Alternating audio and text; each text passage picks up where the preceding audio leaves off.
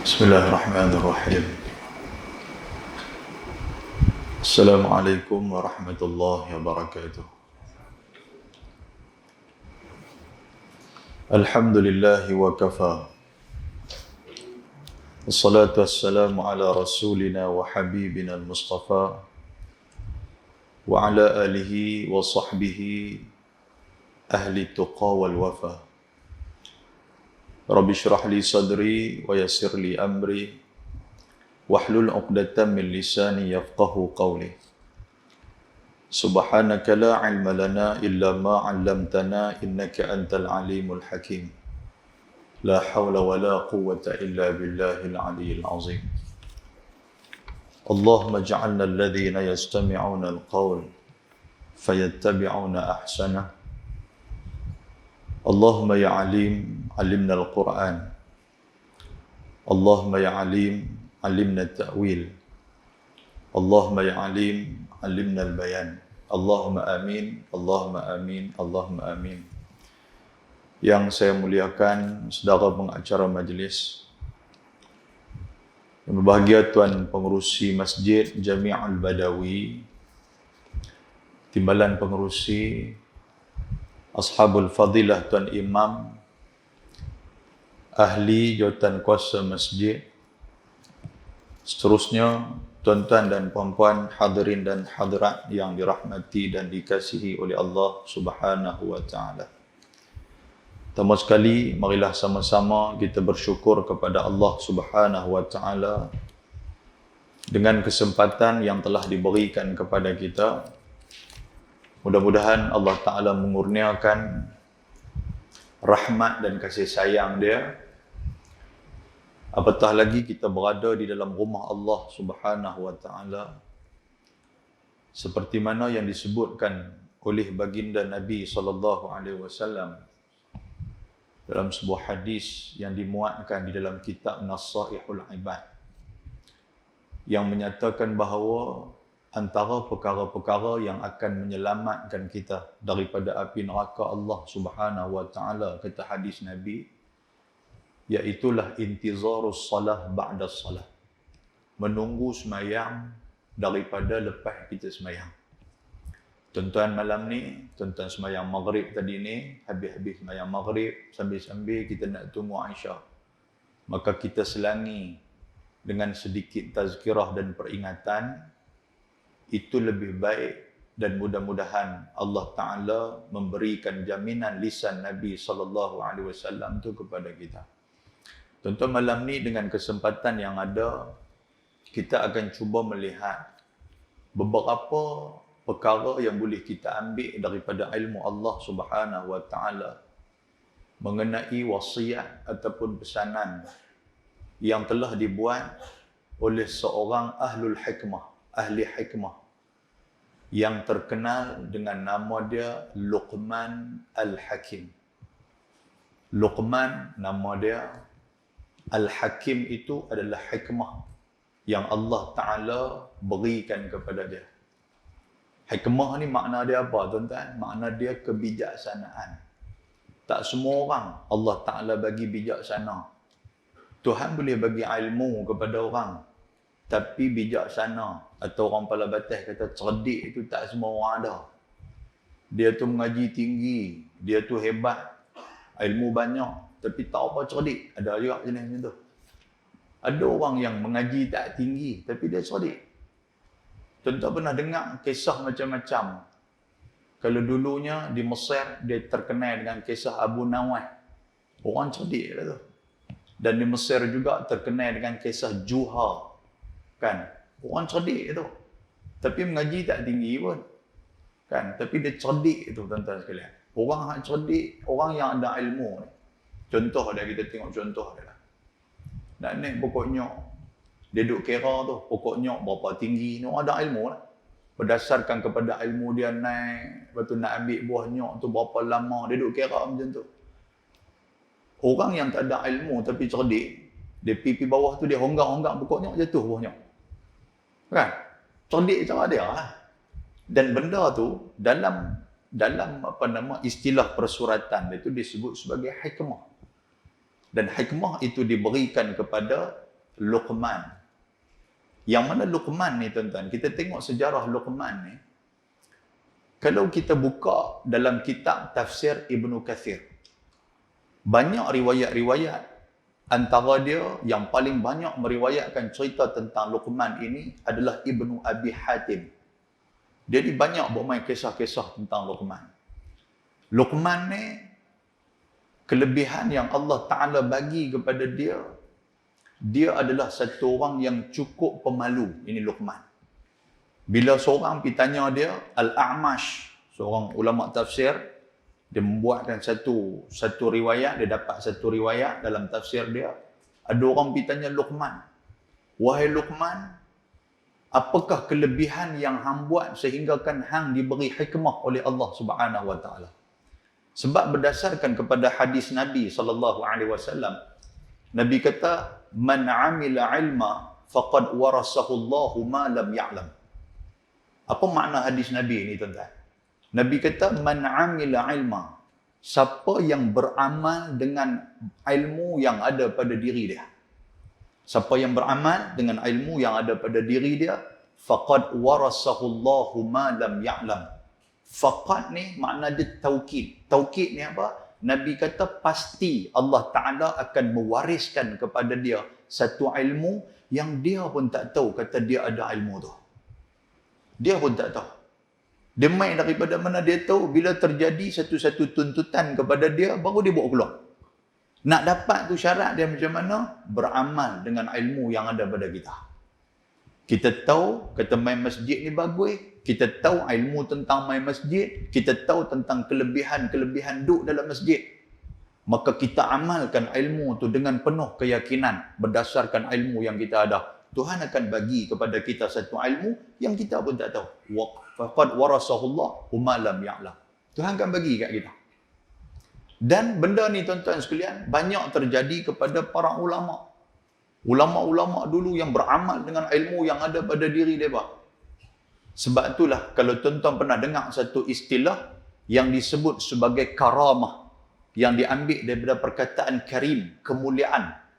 Mai kita panggil keramat. Dalam bahasa Arab dia kata karamah. Karamah ni kemuliaan. Kemuliaan, tuan-tuan sekalian. Tuhan bagi kepada dia, dia berjalan dalam hujan tak basah. Itu kemuliaan Tuhan bagi kat dia. Dia berjalan macam mana yang berlaku kepada banyaklah tok guru kita duk dengar. Kan Syekh Abdullah Fahim pun macam-macam karamah, kemuliaan yang Allah Taala bagi kepada dia. Pasal apa? Pasal dia beramal di atas ilmu yang ada pada diri dia.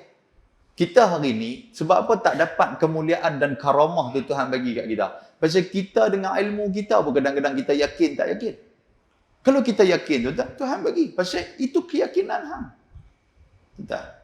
Baik, jadi Luqman Al-Hakim ini juga dia ditanya oleh orang, apa kelebihan yang ada pada diri hang sehingga hang diberi hikmah oleh Allah Subhanahu wa taala? Maka Luqman dia menjawab, aku beramal dengan ilmu aku dan aku adalah orang yang tidak pernah mengambil tahu tentang kehidupan orang lain daripada segi keburukan. Dengar cerita buruk tentang orang lain, dia akan tinggal. Maknanya, Luqman dia cukup menjaga hati dia. Bagaimana yang disebutkan oleh Abu Ishaq ataupun disebut sebagai nama dia Ibrahim ibnu Adham. Bila orang mai tanya dia, wahai Ibrahim ibnu Adham, kami duk berdoa kepada Allah, nahnu munzu dahrin, kami duk berdoa lama dah kepada Allah, fala yastajibu lana. Sayangnya doa kami tidak pernah dimustajabkan oleh Allah Taala. Apa kata Ibrahim ibnu Adham? Matat qulubukum ala asyrati asya. Hampa nak berdoa macam mana Tuhan nak bagi doa tu dekat hampa, mustajabnya doa kepada hampa, sedangkan hati hampa telah mati. Fakaifa yustajabu lakum. Macam mana Tuhan nak mustajabkan doa hampa? Hanya di mulut kita duk sebut, duk minta kepada Tuhan, tetapi hati kita tidak menyertai apa yang kita minta daripada mulut kita. Takkan dapat, tuan-tuan sekalian. Hatta kita kepada orang sekalipun, kalau kita pergi jumpa orang, hanya tangan kita duk suar nak minta pertolongan, tetapi kesungguhan yang hadir daripada hati kita tak ada, orang pun tak bagi. Dengan kita bersungguh-sungguh kita minta dengan sepenuh hati, tu kita duk istilah sepenuh hati tu, orang akan bagi. Antara benda yang mematikan hati kita, kata Ibrahim Ibnu Adham pada tuan-tuan. Dia kata, ishtaghaltum bi'uyubi ghairikum wa taraktum uyuba anfusikum. Kamu duk sibuk dengan keburukan dan aib orang lain, tetapi kamu lupa dengan aib yang ada pada diri kamu. Sifat tu tidak ada pada Luqman Al-Hakim. Dia tak kalut, dia tidak sibuk dengan aib dan keburukan orang lain, tetapi dia duk mengira-ngira akan diri dia, takut-takut keburukan ada pada diri dia. Itu di antara dia. Lepas tu banyak lagi riwayat menyatakan apa? Luqman Al-Hakim ini adalah satu orang, tuan-tuan sekalian, yang ni dia luar cerita sikit lah. Dia adalah satu orang yang tidak pernah meludah ke atas tanah. Maknanya meludah pun tak. Kita ni ludah sedia-sedia. Kan? Dia tak mau benda hak kotor keluar daripada dia, jatuh ke atas bumi Allah Ta'ala yang cukup mulia ni. Dia tak mau. Dia cukup jaga benda-benda macam tu. Nak izin Allah Ta'ala tu dia cukup jaga. Macam mana pendiri ataupun pembawa tariqat Naqsyabandiyah ke Asia Tenggara ni, yang bernama Syekh Abdul Wahab Ibn Rokan. Syekh Abdul Wahab bin Rokan. Kubur dia di Langkat, Indonesia, Medan, Indonesia.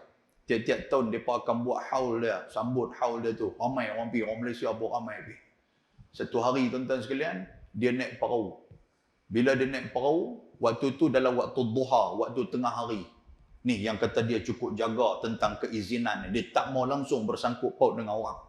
Sebab tu tuan-tuan, kalau kita nak hati kita tatma'innul qulub, hati kita ini tenang, hati kita ini merasa khusyuk dengan amal ibadat kita, jaga-jaga dengan perkara yang berkaitan dengan orang, jangan duk sentuh. Hak orang jangan kita ambil. Cerita tentang buruk orang, jangan kita ambil. Ini dipraktikkan oleh Syekh Abdul Wahab Rokan, antara orang yang membawa tarikat Naqsyabandiyah ke tempat kita ni. Dia naik bot, dia naik perahu, anak murid dia duduk kayu-kayu, perahu tu tuan-tuan, waktu duha, waktu tengah hari, tiba-tiba anak murid tu nampak di dai Syekh Abdul Wahab Rokan ni nampak peluh. Dia pun kona ataupun dia pi ke tepi. Pasal tepi dia ada pokok-pokok tepi-tepi sungai tu. Syekh Abdul Wahab dia tanya kepada anak murid dia, pasal apa hang main tepi? Dia kata, Syekh, aku tak sanggup nak tengok hang berada dalam keadaan kepanasan. Kamu berada dalam keadaan kepanasan. Aku nampak dah berpeluh-peluh dah ada. Apa Syekh Wahab tu kata? Dia kata, pi balik tengah. Pasal apa nak kena balik tengah? Kita berjalan di bawah teduhan-teduhan ni, kita nak minta izin kepada siapa kita berjalan bawah teduh ni. Allahu Akbar, tuan-tuan. Kita parking orang pun kita balai. Kan? Kasut orang pun kiraci ya. Kita main pakai kasut apa? Kasut pejabat ke apa? Tengok-tengok nampak sofa dengan selipar Jepun. Balon kita pergi bilik ayam. Tinggal di bilik ayam. Ambil depan, tinggal di bilik ayam. Kawan ni turun-turun main. Oi, dia kata ni kali kelima dah kasut aku hilang. Cek di bilik ayam dekat 30 pasang tinggal kat mana. Kasut dia saja. Nampak tu sekalian? Lepas tu macam mana kita nak berzikir, kita nak berasa lazat macam mana orang lain rasa. Sebab kita dengan barang orang pun kita buat lebih kurang, tuan-tuan sekalian. Allahu Akbar. Sebab itulah Ibrahim Ibn Adham dia kata apa? Dia kata antara dia, ishtaghaltum bi'uyubi ghairikum wa taraktum uyuba anfusikum. Nombor satu, tuan-tuan. Nak jadi ahli hikmah, nombor satu, jangan duk kalut dengan aib orang lain. Tetapi kalutlah dengan aib kita. Dan kalaulah benda tu kita tahu tentang aib orang lain, jadilah orang yang menutup akan aib itu. Sebab ini berdasarkan kepada hadis Nabi, riwayat Imam Muslim. Nabi kata, man satara musliman, satarahullahu fid dunya wal akhirah. Barang siapa yang satar, sutrah, penghalang, penutup, siapa yang menutup aib orang-orang Islam yang lain, Allah Ta'ala akan tutup aib dia di dunia dan juga di akhirat. Tuan-tuan, jaga. Aib orang jangan duk cerita. Keburukan orang jangan duk mengumpat. Jangan, biar. Dengar kat kita, cukup. Simpan dekat kita sudah. Aku tak mau pergi cerita kat orang. Dan kita cuba tutup benda tu. Tuhan akan tutup aib kita. Kalau Allah Ta'ala buka aib kita, tuan-tuan. Kita ni nasib baiklah dalam hadis Nabi. Riwayat Imam Abu Daud. Nabi kata apa? Kullu ummati mu'afan. Nabi kata, illal mujaharah. Umat aku, kata Nabi SAW, mu'afan. Mu'afan ni maksud dia ditutupkan akan aib dan juga keburukan-keburukan dia. Illal mujaharah. Mujaharah ni dia bukan muhajarah, dia mujaharah, iaitu orang yang jaharkan keburukan dia. Bila dia buat kejahatan dia waktu malam, Allah Ta'ala tutup kejahatan dia. Tak ada siapa pun tahu kata dia buat jahat. Tetapi dialah yang mujaharah, dialah yang menjaharkan kejahatan dia pada waktu pagi. Orang yang buat kejahatan pada waktu pagi, Allah Ta'ala tutup kejahatan dia. Tuhan tutup aib dia. Tetapi waktu petang, dia yang pergi cerita ke orang, kata dia buat jahat. Itu tidak termasuk dalam jaminan Nabi SAW. Oleh itu tuan-tuan, bersyukur kita menjadi umat baginda Nabi SAW. Luqman Al-Hakim juga. Dia juga bukan takat dia ni tak habis ludah. Dan dia juga kalau beringui, dia tak pernah duk seh hingui. Tuan sekalian, kita seh hingui, calit dekat dinding masjid. Seh hingui ni, tarik, calit. Orang pipi pegang-pegang, oi, gam apa ni? Hingui orang. Allahu Akbar. Kita ni tuan-tuan. Lepas tu pergi tengok pula dekat side mirror motor orang. Tengok nak masuk dalam masjid, takut ada hingui ke apa, tengok, ui ada hingui, duk buang hingui, calik di side mirror kawan tu. Ya Allah, tuan-tuan. Kita ni banyak dia buat perangai macam tu. Sebab kita duk ingat orang tak tahu. Rupanya Masjid Jami'ah Badawi ada CCTV. Dia duk buat perangai macam tu, tengok-tengok. Loh, tu Haji ni dia buat perangai ni, patutlah pun berapa ramai orang punya duk jatuh tersembam pasal duk pijak hingui dah licin. Rupanya dia yang duk pisih hingui mata. Dia tak mau kotor. Saya tuan-tuan ketika mana dalam dulu duk belajar lurah, duk belajar bahasa Arab di Mesir. Waktu petang saya ambil kelas bahasa Arab di Universiti Qahirah. Ada satu doktor ni, saya tengok perangai mereka ni cukup bagus. Dan di Malaysia pun ada 2-3 orang hebat ni. Dalam pakit dia ada tisu. Dia tengah duk mengajak, duk tulis, duk i'rab. Waktu tu i'rab surah Al-Ikhlas. Duk ajak, qul huwallah. Qul ni makna apa, fi'il apa. Dia duk ajak. Dia batuk. Dia batuk. Dia kata ma'ziratan. Dia kata saya minta maaf sah. Dia kata macam kita excuse me. Dia ambil tisu. Dia ludah dalam tisu. Dia buh balik dalam pakit dia. Ya Allah. Tuan-tuan sekalian. Kita ada ke buat aku tu? Pakai kan, buat juga kalau tu buh dalam pakit juga, keluar-keluar pergi tinggal larga motor orang. Allahu Akbar. Baik, muslimin dan muslimat yang dirahmati Allah. Luqman ni tuan-tuan, ada riwayat yang menyatakan bahawasanya dia adalah anak saudara kepada Nabi Allah Ayub alaihi salam. Dan dia adalah keturunan, banyak cerita, antara yang kuat riwayat dia mai daripada mana, dia keturunan apa? Dia keturunan Habasyah.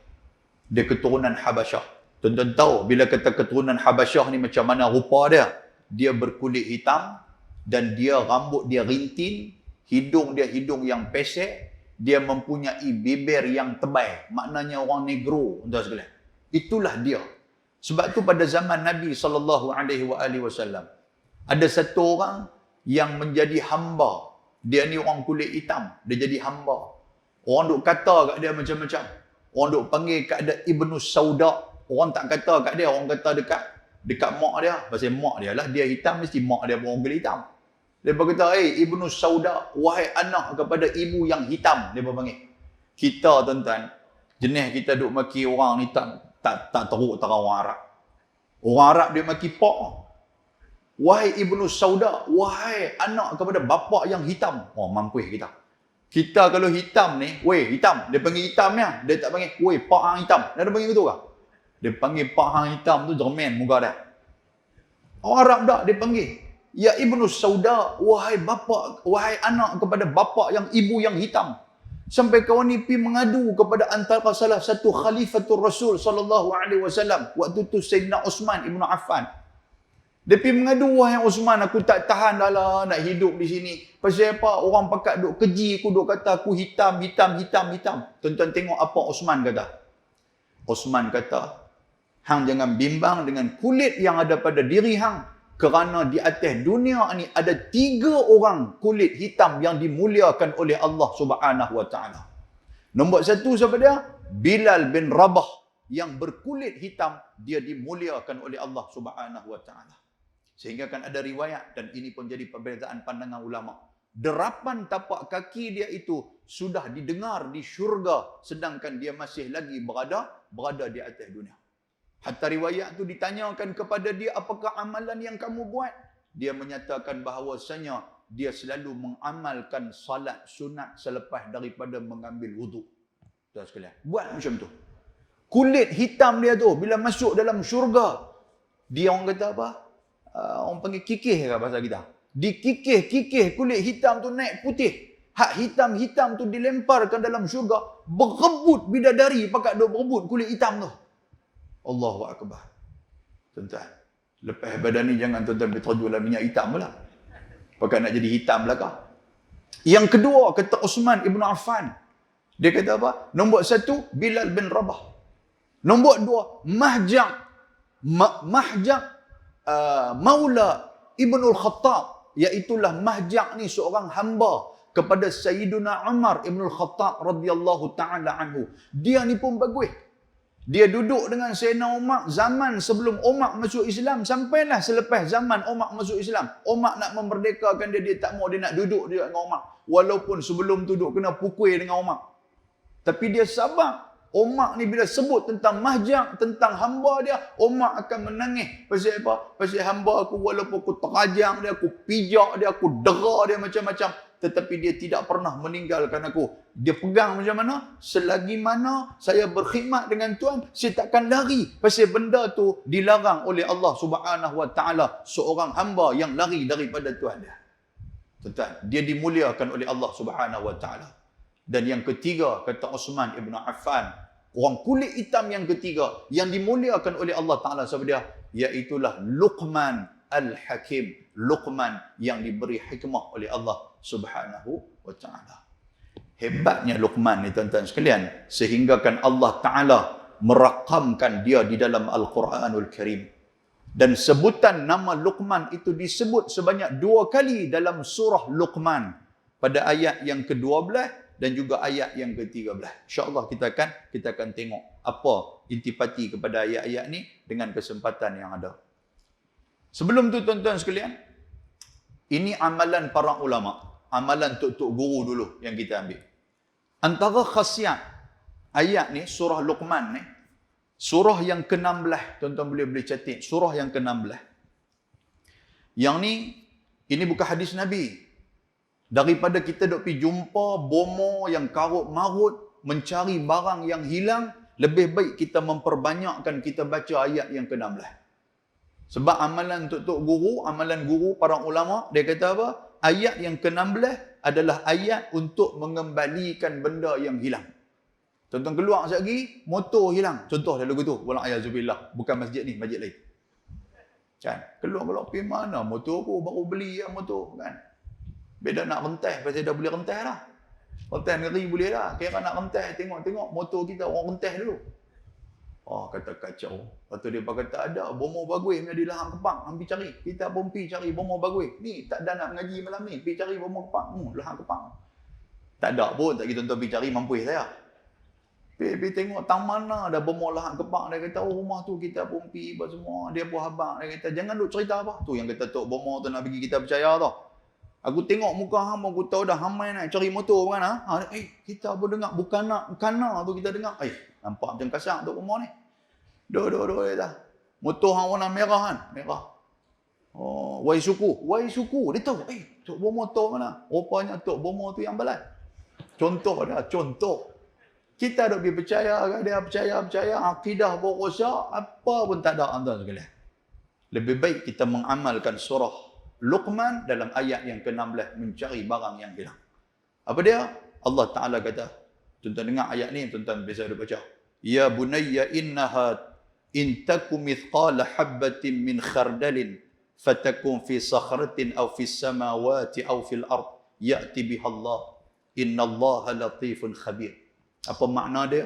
Luqman kata, ya bunayya, wahai anakku, sesungguhnya jika ada sesuatu seberat biji sawi yang berada dalam batu ataupun berada di langit ataupun berada di bumi, nescaya Allah Ta'ala akan mendatangkannya ketika mana Allah Ta'ala mengkehendaki. Tuan-tuan nampak tak? Biji sawi pun ada dalam batu ke, di langit ke, di mana ke. Kalau benda tu Tuhan nak buat main, Tuhan nak buat main kat kita. Maka perbanyaklah kita baca doa tu. Boleh faham tak sekalian? Ayat 16, cari benda yang hilang. Tapi kalau setakat kasut je pun nak baca tu tak padan nak kot. Pergi beli baru lah, kedai depan tu ada. Kan dia duduk baca, pipi beli baru, bukan baru. Rupanya kasut tu memang duk ada di kedai tu. Kan kasut kita. Kan sorang dengan rock walk juga. Pergi beli kasut sendiri. Nampak cantik kasut ni, kata macam kasut aku dulu. Dalam hati kawan nak jual tu, kata memang betul kasut hang aku curi kata. Contoh. Lepas tu tuan-tuan sekalian, ayat untuk kecerdikan dan juga untuk kefasihan bagi anak-anak yang speech delay ataupun disebut sebagai apa tu? Anak tu yang cakap lambat tu. Kan kadang lah ni bila budak cakap lambat, kita tak guna bahasa Melayu, kita duk guna bahasa orang putih. Jadi bahasa orang putih tak banyak sebut sangat. Dia nak sebut kereta, dia jadi panjang. Duk ke tak lepas-lepas. Ka tu yang ka. Ya, jadi orang putih sikit.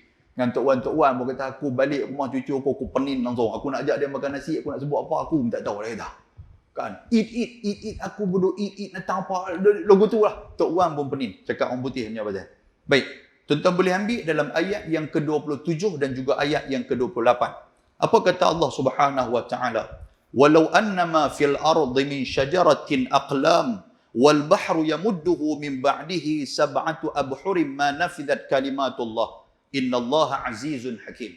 Nombor 27. Apa maknanya? Seandainya pohon-pohon di bumi menjadi pena dan juga lautan itu menjadi tinta, menjadi dakwat, ditambahkan kepadanya 7 laut lagi lautan, sesudah keringnya hak satu tadi ni, nescaya tidak akan habis-habisnya kalimah Allah Subhanahu wa taala ditulis. Sesungguhnya innallaha azizun hakim. Allah Taala Maha perkasa lagi Maha bijaksana. Itu ayat yang ke-27. Manakala ayat yang ke-28, ma khalqukum wala ba'thukum illa ka nafsin wahidah innallaha sami'un basir. Tidaklah Allah Taala menciptakan dan membangkitkan kamu itu melainkan hanyalah seperti menciptakan dan membangkitkan satu jiwa sahaja. Sesungguhnya Allah Ta'ala Maha mendengar lagi Maha melihat.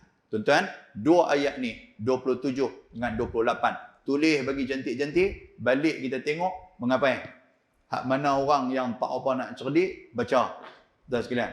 Rupanya kita pun tak apa cerdik, kita baca. Tuan sekalian. Biar kita dapat kecerdikan dan kefasihan bercakap. Itu antara ayat dalam surah Luqman.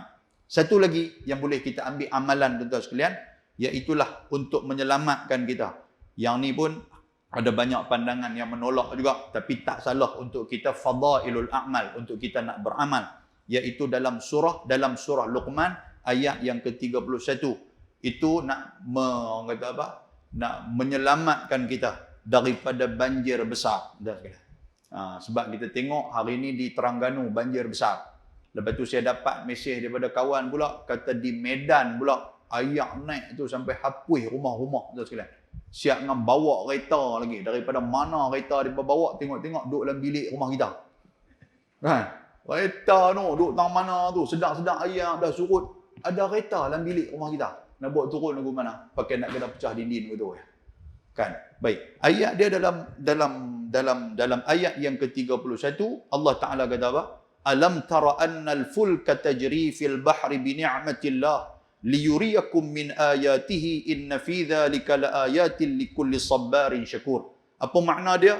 Tidakkah kamu memperhatikan bahawasanya sesungguhnya Allah Taala telah menjadikan kapal itu berlayar di laut dengan nikmat Allah Subhanahu wa taala, dan supaya diperlihatkan kepada kamu sebahagian daripada tanda-tanda kekuasaan Allah. Sesungguhnya pada yang demikian itu benar-benar terdapat tanda-tanda orang-orang yang sangat sabar dan juga bersyukur kepada Allah Subhanahu wa taala. Ayat ni cerita tentang lautan dan juga air yang banyak. Oleh itu tuan-tuan sekalian, kalaulah nak jadi dekat kita ikhtiar melalui ayat Al-Quran. Mudah-mudahan kita diselamatkan oleh Allah Subhanahu wa taala. Tapi kalau main juga nak buat macam mana Ustaz? Itu kehendak Allah Ta'ala. Jangan kita duk pergi salah ayat ni pula. Kita dah baca dah ayat dia kata kuih duk naik ni, hujan duk naik. Kita duk baca tuan sekalian, tengok hapus dengan rumah-rumah kita okey. Lepas tu duk hingat pula malam tu aku cukup tak puas hati kat Ustaz Luqman tu. Pasal apa dia duk habaq kata ni ayat tak kena banjir. Hang tahu dah rumah aku dulu naik. Rumah orang lain tak kena pun. Tuan-tuan, itu ujian Allah Taala nak bagi kat kita. Terimalah. Boleh faham tak sekalian? Baik. Cuma jangan guna ayat-ayat ni untuk sonsang sudah. Ada juga orang guna ayat untuk sonsang. Antara dia dalam surah Al-Fil. Surah Fil ni surah apa? Surah gajah. Kan bila kita tangkap orang, kita tangkap kawan, kita nak ikat dia, dia boleh lepas. Ada hak jenis orang hak boleh lepas ni. Hang bubuh pilah apa pun boleh lepas. Kan? Saya dapat ayat tu daripada ni lah. Tengok pun nampak macam celaru dia ni bagi kat saya. Lepas dia tengok saya ustaz, dia pun dia nak jadi ustaz ya. Kan? Padahal dia pun nampak lebih kurang kan. Dia kata ustaz lah ustaz. Okay, ustaz. Ustaz kan, dia tanya saya tu. Saya mana nak tahu jenis-jenis ilmu saya tak tahu. Dia kata ustaz, kalau orang yang payah kita nak berkah dia kata. Kita buh pilah tali apa payah nak berkah dia kata. Agak-agak apa kita nak buat kat dia. Saya kata tak tahu. Hak tu pun tak tahu. Dia buh kat saya tu. Memang tak tahu. Dia kata ni baca ayat alam tara kaifa fa'ala rabbuk. Dia kata, kita kata lagu tu no. Baik kalau nak buka dia lagu mana? Dia kata alam tara kaifa fa'ala rabbuka. Dia kata buka balik. Saya lagu nak penyepak dia ni kan. Buka tafsir Ibnu Katsir tak ada pun duk cerita ayat mengarut so faham. Kan Allahu akbar. Satu-satu lah. Ada lagi 2-3 cerita ada lagi kan, tapi dekat nak masuk Asya lah kan. Tuan-tuan, lagi kalau saya lajar lagi, tuan-tuan akan pergi mengadu ke PTA pejabat agama ni. Saya masalah PTA lagi marah kat saya. Kan? Baik, muslimin dan muslimat yang dirahmati Allah Subhanahu wa taala. Mari tuan-tuan, kita tengok beberapa ayat yang menjadi wasiat Luqman kepada anak dia. Anak dia ni tuan-tuan ada berbagai nama menurut pandangan ulama. Satu disebut dalam tafsir Ibnu Katsir, juga diriwayatkan oleh Imam Ibnu Hatim. Dia menyatakan anak dia bernama Syarran, satu.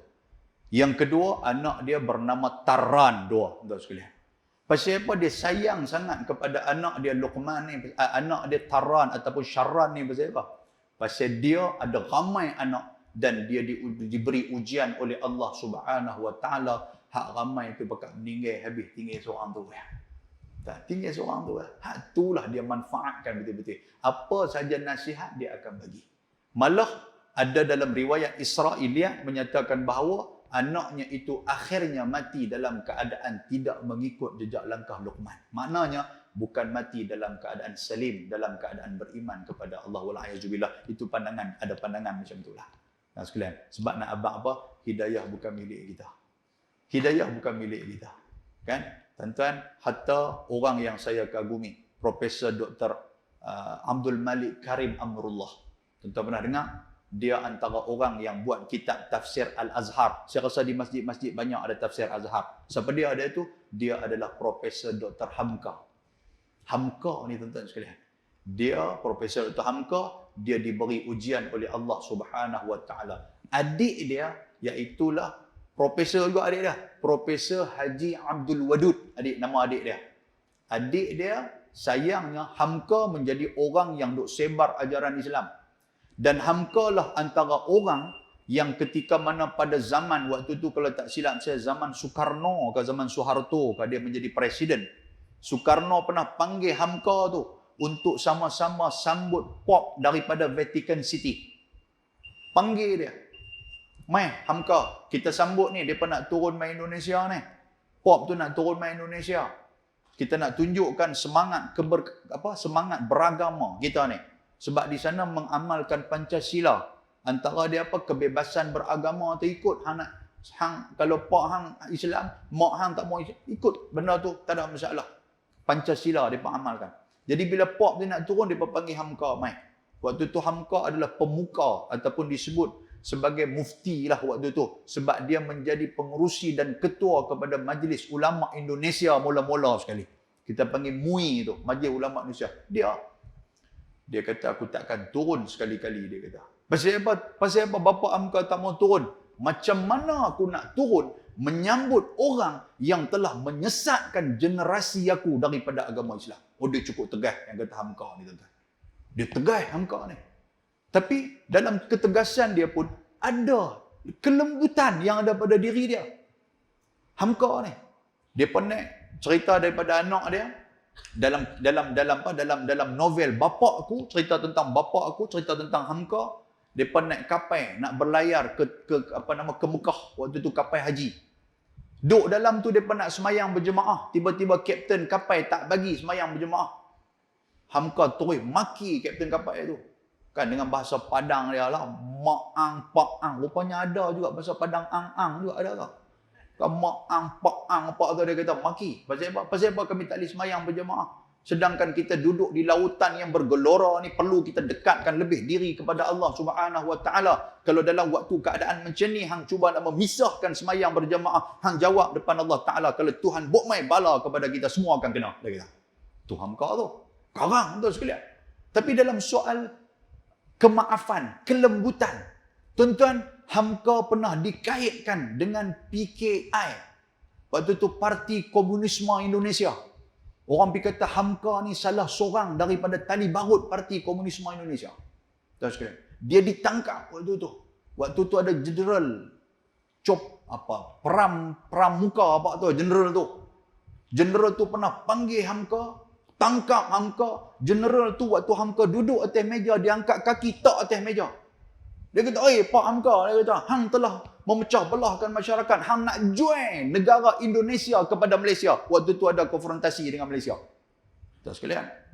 Lepas tu pula, dia dimasukkan ke dalam penjara. Yang dia minta apa? Dia kata, aku perlukan pena dan sehelai kertas. Dan di situlah dia menulis yang dikatakan kitab tasawuf moden di dalam penjara. Tak sekalian. Hatta sebelum dia nak meninggal pun yang kata Hamka ni, dia pernah minta kepada anak dia, mai kitab tasawuf moden yang aku tulis itu pasal apa? Aku nak mengenang kembali bagaimana keperitan aku berada di dalam penjara. Itu dia. General Pram tu tuan-tuan sekalian. Ketika mana dia sakit, dia hantar anak dia pergi jumpa dengan Hamka. Dia kata apa kepada Hamka? Dia tulis surat anak dia hantar. Hamka baca surat tu. Wahai bapa Hamka, dia kata, aku mohon kepada kamu, andainya aku meninggal, aku ingin mewasiatkan kamulah yang menjadi imam kepada mayat aku. Dia kata. Tuan-tuan, agak-agak orang yang buat masuk tuan-tuan dalam penjara, tuan-tuan keluar-keluar mai, dia kata kalau aku mati, hang boleh jadi imam kat aku. Agak-agak tuan-tuan buat macam mana? Oh, banyak cantik. Hang tahu tak, aku duduk dalam penjara, aku tidur atas simen, hang tahu tak? Lah ni hang pergi masuk dulu dalam tu, hang keluar mai. Kalau hang mati, aku jadi imam. Yang kata, kita ni. Betul tak tuan sekalian? Lagu tak apa nak betul.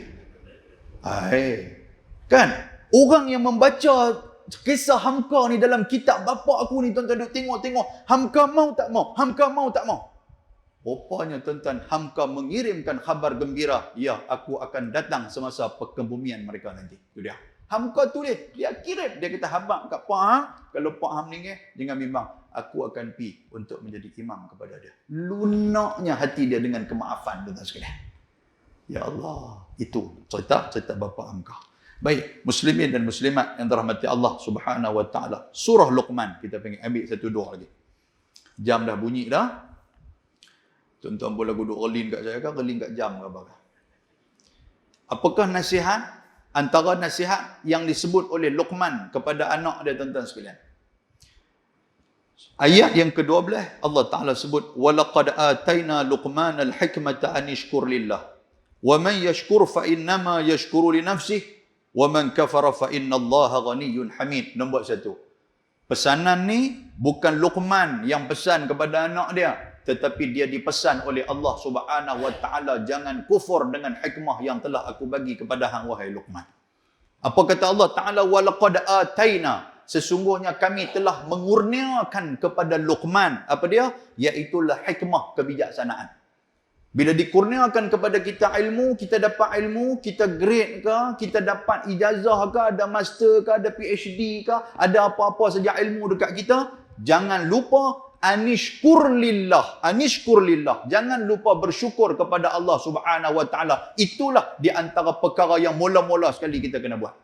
Maknanya, apa-apa nikmat yang Tuhan bagi kat kita, jangan lupa bersyukur kepada Allah. Boleh faham tak sekalian? Tak dapat nikmat pun bersyukur kepada Allah Subhanahu Wa Taala.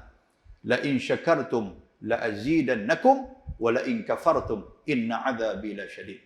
Kalau kamu bersyukur kepada Allah, Tuhan akan tambah nikmat di atas kesyukuran tu. Kalau kamu kufur kepada Allah, kamu ingkar kepada Allah, sesungguhnya azab Allah Ta'ala amat-amat pedih. Tuan-tuan, kita boleh mangkit tidur pagi tadi. Mata kita masih lagi diberikan kekuatan pada kelopak mata. Tuan-tuan sekalian, kelopak mata kita duk boleh buka tengok dunia pada hari ini.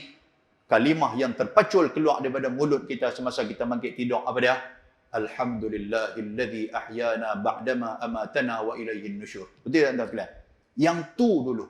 Kita boleh mangkit, kita boleh mai masuk pancung, kita boleh ambil air semayang, kita boleh jalan mai ke masjid. Di masjid juga kita menyebut kalimah Alhamdulillah. Pasal apa? Dalam ramai-ramai manusia yang ada di kepala batas ni, Tuhan pilih kita untuk mai semayang subuh. Tuhan tak pilih orang lain. Alhamdulillah, Tuhan pilih kita. Begitu juga pada malam ni, Tuhan pilih kita untuk berada dalam majlis ilmu. Bersyukurlah banyak-banyak kepada Allah Subhanahu Wa Taala. Pasal apa tuan-tuan? Tuhan bagi ayat yang selepas daripada tu. Wa man yashkur, siapa yang bersyukur kepada Allah, siapa yang berterima kasih kepada Allah, fa inna ma yashkuru li nafsihi. Sebenarnya bukan hampa nak bagi penghargaan kepada Allah, tetapi sebenarnya kesyukuran itu dibalikkan kepada hamba. Nampak? Maknanya kita bersyukur tu bukan nak bagi ke Allah, tapi syukur tu li nafsih, kepada diri kita sendiri dengan nikmat yang Tuhan bagi kepada kita. Kita duk baca dalam surah Al-Insan. Kan Tuhan kata apa? Innama nut'imukum liwajhillahi la nuridu minkum jazaa'an wala syukura. Pagi Jumaat baca tak? Lagu tak baca je ni. Surah Insan lepas surah Sajdah tu, Tok Imam dia apa hak jadi Tok Makmum ni dia lena sambil berdiri. Kan sedang-sedang orang pakai sujud dah, dia pun sujud. Tuan-tuan sekalian. Lepas tu naik pula, belagu duk pejam mata, kepak kepala lagi. Lena. Kesian kat Tok Imam. Tok Imam kalau ada cermin depan tu celah kuih, betul makmum ni pakai lena habis-habis. Aku seorang pula duk baca. Tok Imam baca lah dekat, kita pakai duk berdiri. Ada hak jatuh sumpah pada. Kan ayat tu Tuhan kata apa? Innama nut'imukum liwajhillahi la nuridu minkum jazaa'an wala syukura. Segala nikmat yang Tuhan bagi kepada kita, aku tidak meminta jaza, aku tak minta balasan. Kalau Tuhan minta balas kat kita jenuh balas tuan sekalian. Tuhan bagi kelopak mata kita, dia sewa sedih kelopak ni seduit ni. Agak-agak hari ni berapa kali kita nak bayang kat Tuhan. Ni kelopak mata kita ni hak kita duk cubalah satu hari Tuhan bagi keras mata lagu tu tak boleh nak pejam. Agak-agak macam mana tuan? Main lagu duk keras gitu ya. Awak haji tak tahu mata aku dah jadi krem ke mana tau. Dak pun pejam mata buka tak boleh. Agak-agak macam mana tuan sekalian? Oh, bahaya. Saya dengan kelopak mata ni, tuan-tuan sekalian, saya fikir ada satu benda hikmah yang Tuhan bagi kat kita. Kalau menatang masuk dalam mata kita, benda kecil masuk dalam mata kita, apa yang buang benda tu? Kelopak mata. Betul tak betul? Tuan-tuan hebat pergi tarang mana pun duk cari barang yang tersembunyi ke apa ke. Tengah duk naik motor, rup kata natang apa masuk dalam mata tu. Geser mata pun tak hilang tu. Dia benda duk ada dalam mata. Melainkan kelopak mata kita duk kebir. Dialah yang buat keluar. Sedangkan dia tak keras sopa dengan tangan kita. Kelopak mata bukan keras pun. Kelopak mata dia bukan pelayar. Tuan-tuan sekalian. Tuan-tuan tahu pelayar? Kan kita koyak ambil dengan pelayar mata. Tak ada. Kelopak mata bukan jenis macam tu. Dia lembut je. Tapi hak lembut ni dia boleh buang benda yang ada dalam mata tu. Nak dibandingkan dengan tangan kita. Hak boleh pegang segala benda. Kan? Maknanya, Rabbana ma khalaqta hadza batila. Setiap benda yang Tuhan bagi kat kita, Tuhan tidak pernah buat dalam keadaan sia-sia. Boleh tak sekalian? Tak apa nak mengangguk dah ni. Pasal apa? Lajak teruk ke apakah? Baik, saya akan berhenti selagi mana tuan-tuan boleh duduk elok lagi. Kan? Saya tu apa saya akan berhentilah. Lepas tu saya akan berhenti. Saya takut bukan takut apa, satgi tuan-tuan pun tak boleh nak beza hak mana kaki kiri, kaki kanan dah. Hak mana kaki kiri aku dah. Keluar pakai jadi seorang tarantula punya jalan pakkan keluar aku tu tak mau gitu. Baik, nombor satu. Ingat ah, nombor satu. Ini pesanan Allah Taala, dia bagi teguran kepada Luqman, bersyukur kepada Allah. Apapun kita bersyukur kepada Allah. Nombor dua. Wa idh qala Luqmanu li ibnihi. Ni baru Luqman dia pesan ke anak dia. Wa idh qala Luqmanu li ibnihi, sesungguhnya tatkala Luqman telah berpesan kepada anaknya, wa huwa ya'zuhu, dalam keadaan tegas. Ya'zuhu, tegas. Benda-benda yang perlu kepada ketegasan, kita dengan anak kena tegas.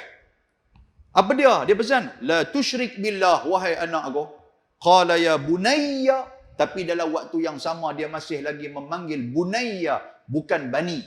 Bani ni kalau bahasa Arab, wahai anakku. Tetapi kalau bunayya, makna dia tasghir, makna dia panggilan yang manja dia panggil kepada anak dia. Ya bunayya, macam mana Nabi Allah Ibrahim dia panggil kepada Nabi Allah Ismail alaihi salam. Kan Nabi Allah Ibrahim dia panggil apa? Waktu dia beri wahyu dalam mimpi dia. Qala ya bunayya inni ara fil manam anni adbahuka fanzur madza tara. Wahai anak aku yang paling aku sayang. Dia kata, bunayya makna dia sayang. Wahai anak yang paling aku sayang, sesungguhnya semalam aku diberi wahyu oleh Allah Subhanahu wa taala dalam mimpi aku, anni adbahuka fanzur madza tara. Allah Taala suruh aku menyembelih kamu wahai anak yang aku sayang. Madza tara, apa pandangan hang? Dan dia guna perkataan bunayya. Cerita dia macam tu. Jadi dalam ni pun dia kata ya bunayya, wahai anak yang paling aku sayang. La tusyrik. Lam itu menunjukkan lam nafi lil abad. Lam nafi itu nafi sabit. Dia tak boleh. Jangan sekali-kali. Tusyrik billah. Engkau mensyirikkan Allah Subhanahu wa taala. Inna syirka la zulmun azim. Sesungguhnya syirik itu adalah kezaliman yang paling besar. Kerana di antara Al-Kabair, dalam kitab Al-Kabair Imam Al-Zahabi, dalam kitab Al-Yawaqid wal Jawahir, dalam kitab Syekh Imam Sya'rani juga disebut bahawasanya dosa yang paling besar adalah dosa menyekutukan Allah Subhanahu wa taala. Tuan-tuan, dalam kitab Al-Asharah Mubasysyirin bil Jannah, 10 orang yang dijamin oleh Allah, dijamin oleh Nabi SAW sebagai ahli syurga. Sayyiduna Uthman ibn Affan adalah salah seorang daripada dia. Dia meriwayatkan hadis, dia kata apa? Man akhiru kalamihi qala la ilaha illallah dakhala al-jannah. Barang siapa yang akhir kalam dia menyebut kalimah la ilaha illallah, masuk dia ke dalam syurga. Apa syarah kepada tu tuan-tuan sekalian? Kita buat pilah apa pun, orang ni dia boleh tergelincir, orang ni dia boleh salah. Kullu bani Adam khata', yang kata bani Adam ni dia boleh buat salah. Tetapi dalam kesalahan itu jangan ada benda-benda syirik yang kita buat. Kita mungkin pernah berzina, kita mungkin pernah minum arak, kita mungkin pernah bunuh orang, kita mungkin pernah buat benda-benda yang dosa besar pada kita, kita rasa dosa besar. Tetapi awas dan jaga elok, jangan sampai mensyirikkan Allah Subhanahu wa taala. Pasal apa tuan-tuan sekalian? Allah Taala sebut innallaha yaghfiruz dzunuba jami'a. Allah Taala boleh mengampunkan semua dosa, melainkan dosa syirik kepada Allah Subhanahu wa taala, Tuhan tak ampun. Tapi tuan-tuan sekalian, hari ini menjadi kebiasaan dosa syirik kita buat. Daripada kecil sampai ketua dia dah buat. Tuan-tuan perasan tak? Budak kecil keluar main, duk teriak kuak, duk teriak. Tok dia pun sudah pergi bubuh benang warna hitam, pintai, baca ayat apa, atau ku suruh jintan mani terkundung pintu Kaabah, ku tilik lemah anggota engkau berkat engkau dengan kalimah la ilaha illallah Muhammadur Rasulullah. Sisihlah jin daripada segala opuk dia bubuh. Senyap budak tu. Tu dia lah aku kata dah ni, buh ni benang hitam ni. Kata ni aku baca dah jampi mentera apa semua, tak apalah, benda tu jaga anak hang tak gaduh-galut kan. Tuan-tuan, kita duk dengar yang tu syirik kat budak-budak dah. Rupanya orang tua duk main sembahyang di Masjid Jami' Ubadawi ni buat juga. Dia buat tak mana waktu nak ambil ayam mayang tu, dia selak-selak kain, rupanya ada benang kuning, benang merah di pinggang dia, bubuh di duit seduit. Haji, benang apa Haji? Benang cacing. Benang cacing dia kata. Umur dekat 89 lah, bukan cacing, yang tu ulat guni punya benang. Tuan-tuan perasan tak? Tuan-tuan, kahut ucap. Percaya ya Allah, percaya dengan amalan-amalan kahut-kahut ni, percaya sungguh. Walaupun duk mengaji kitab Tauhid Faridatul Faraid, Aqidatul Najin, duk mengaji Sirajul Huda, mengaji bab tauhid ni kira angguk-angguk kepala, lena terus gitu, memang duk lena pun kitab tu. Tuan-tuan, tu pun dengan Allahu Akbar. Syirik, benda-benda syirik. Jangan kita buat. Boleh nak? Takut tuan-tuan. Sebab apa? Kita ambil, kalaulah kita sendiri atas dunia pun tidak sanggup diduakan, apatah lagi Allah Subhanahu wa taala. Tuhan pun tak mau, tak sekalian. Baik. Lepas tu saya berhenti 3 minit lagi boleh nak? Anggur benda tu nak berhenti pukul berapa ni? Mampu saya lagu ni. Wa idh qala wa wassaynal insanu biwalidayhi. Tuan. Yang seterusnya pesanan Luqman. Wa wassaynal insana biwalidayhi hamalathu ummuhu wahnan ala wahnin wa fisaluhu fi amaini an ishkurli wa liwalidayka ilayyal masir. Dia pesan kepada anak dia. Wahai Luqman, ingat Allah Taala pesan apa? Wa wassaynal insan. Telah Allah Taala wasiatkan kepada manusia. Biwalidayhi hamalathu ummuhu wahnan ala wahnin wa fisaluhu fi amain. Iaitulah Allah Ta'ala mewasiatkan kedua ibu bapa kepada kita. Tuan-tuan, ayah kita ni adalah wasiat. Wasiat ni main daripada siapa? Daripada Allah Subhanahu Wa Ta'ala. Tuhan yang pesan kat kita. Oleh itu tuan-tuan, birru aba'akum tabirru abna'akum. Hang buat baik kepada ayah dan juga mak hang, anak-anak nanti akan buat baik hang. Minta maaf sebut tuan-tuan sekalian, kita pun siapa hari ni? Apa pangkat kita? Apa darjat kita? Apakah pencapaian yang kita dapat atas dunia ni? Antara faktor dia adalah doa daripada kedua ibu bapa kita. Dan jagalah, yang mana ada jaga. Sebab tu Nabi SAW dalam sebuah hadis riwayat Imam Al-Baihaqi. Hadis ni hadis popular, hadis famous. Saya pernah baca waktu saya mula-mula main di Masjid Jami'ul Badawi. Waktu tu tazkirah subuh bulan Ramadan dekat 3 tahun lepas. Ingat tak ingat tuan-tuan? Tobat lahum. Tak ingat. Tu sadu angguk lah. Saya main waktu Zuhur tu main dekat Lena pergi habis. Waktu Zuhur tu. Zuhur bulan puasa pula. Memang waktu Lena, dia cerita dia kita tukar je. Sebenarnya waktu Zuhur tu waktu kita makan. Tapi bila tak boleh makan, Lena. Dua tu je. Kan? Kita ni lagu tu. Kira Lena. Saya main cerita tentang 3 doa Nabi SAW. Doa yang telah Nabi aminkan daripada Jibril AS. Nabi nak naik atas member, kan Jibril main. Nabi kata, Jibril telah datang kepada aku. Jibril kata apa? Ba'uda man adraka Ramadan falam yughfarlah. Celakalah umat hang siapa yang hidup dalam bulan Ramadan tapi Ramadan tidak menjadi bulan yang mengampunkan dosa dia, bulan yang menggugurkan dosa dia, maka dia orang yang celaka. Nabi kata amin. Ba'uda man dzukirta indahu falam yusalli alaik. Muhammad, celakalah bagi umat hang barang siapa yang ketika mana dia dengar perkataan Muhammad tetapi dia tidak berselawat ke atas Nabi, maka dia adalah orang yang celaka. Nabi kata amin. Perkenankan doa Jibril ya Allah. Yang ketiga, ba'uda man adraka abawaihil kibar au ahaduhuma falam yadkhulil jannah. Celakalah bagi umat kamu wahai Muhammad barang siapa yang ada dua ibu bapa ataupun salah seorang daripada mereka tetapi sayangnya mereka tidak menjadi penyebab anak-anak dia lam yadkhulil jannah, dimasukkan ke dalam syurga, maka dia adalah orang-orang yang celaka. Tuan-tuan, Nabi kata apa? Ibu dan ayah kita itulah di antara pintu-pintu yang menghalang kita daripada masuk dalam api neraka. Dan dia, ibu dan ayah kita juga adalah pintu-pintu yang akan membuka untuk kita masuk ke dalam syurga. Taat kepada ibu bapa, tuan-tuan sekalian, syurga menjadi milik kita. Tapi kalau tak taat, jangan harap akan masuk ke dalam syurga Allah Subhanahu Wa Taala. Itu pesanan yang telah disebut dalam surah Luqman.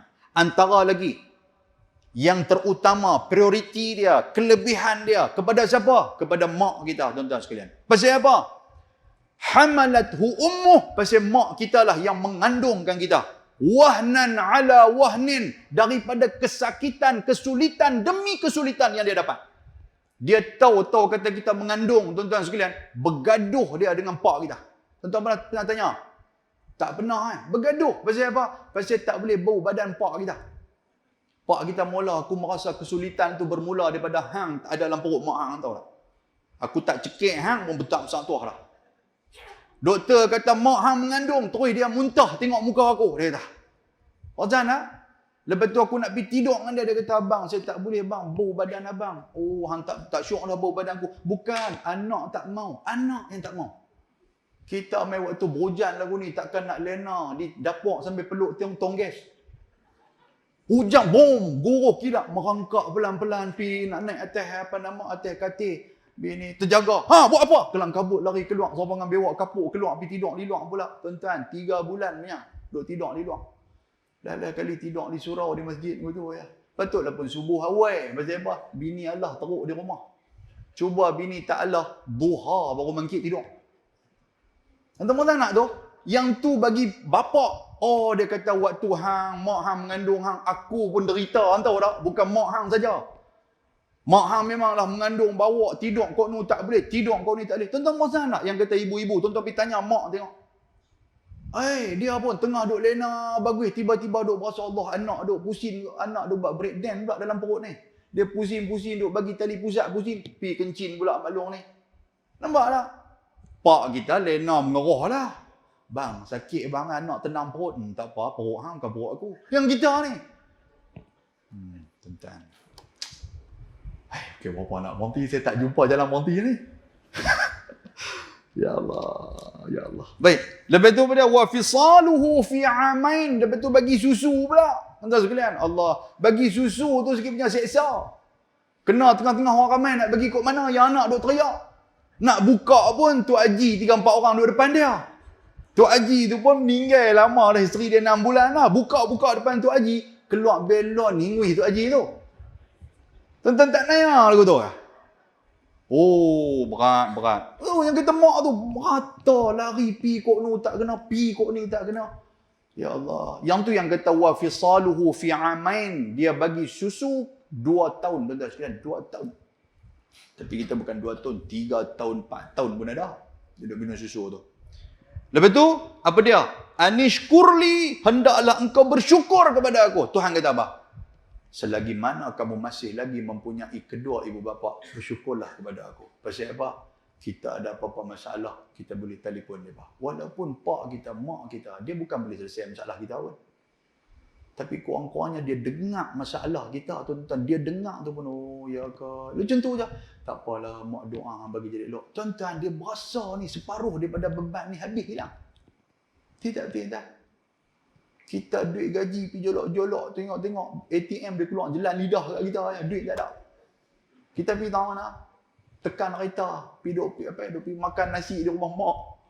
Mak tahu dah balik main tu duit tak ada tu kan. Mak tahu dah balik dah duduk makan. Mak apa dah main tu ada nasi tu dengan ikan tamban. Makan nak tu lah cicah nampang you. Makan sedap. Masuk duit gaji. Mak berlupa bawa bini tu pergi Cameron Highland.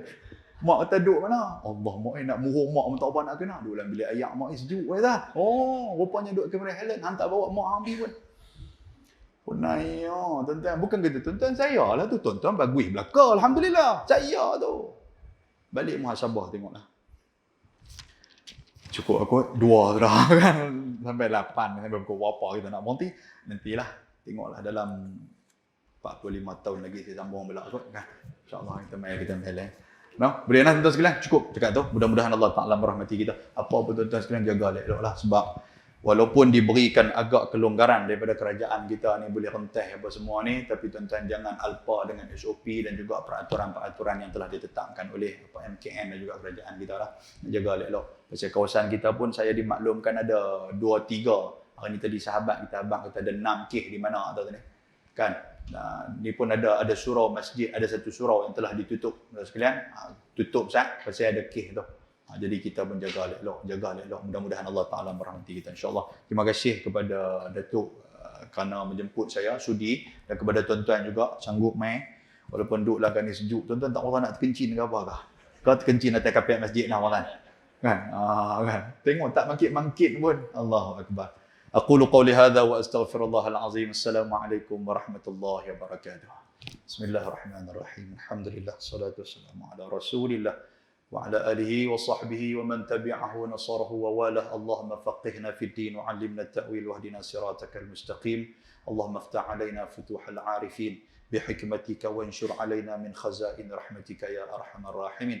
اللهم ذكرنا مما نسينا وعلمنا مما جهلنا اللهم ارزقنا فهم النبيين وحفظ المرسلين وإلهام الملائكة المقربين اللهم أرنا الحق حقا وارزقنا اتباعه وأرنا الباطل باطلا وارزقنا اجتنابه ربنا آتنا في الدنيا حسنة وفي الآخرة حسنة وقنا عذاب النار وصلى الله وسلم عليه والحمد لله رب العالمين تقبل الله منكم